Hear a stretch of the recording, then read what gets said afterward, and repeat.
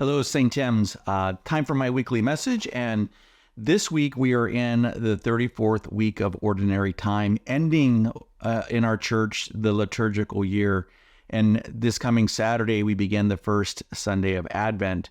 And so if you notice in those of you who have been paying attention to the readings at Sunday Mass and even daily Mass, a lot of the readings are talking about the end times and how we know the signs that the end is here and what that means. And we all get kind of caught up in the end of the world and when it will happen. And even if you start watching television and watching the news cycles, you'll start hearing a lot of these predictions of the end of the world. And I have this friend, and he's a good friend of mine. He's not a practicing Catholic or even a practicing Christian.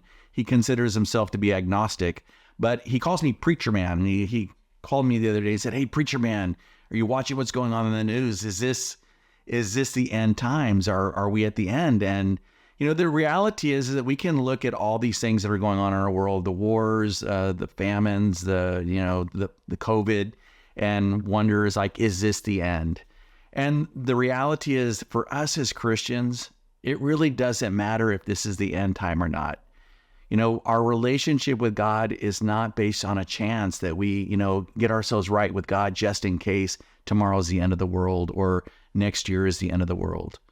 Our relationship with God is just that. It's an invitation into a relationship that transforms us and changes us so that we might be forgiven, that we may be sanctified, so that when it is the end of the world for us, whether it's in the next 5 minutes or the next 5,000 years or more, that we are ready, that we are in a place where we're ready to experience that unity with God that we've always been called to. That was why we were created, to always spend eternity with God.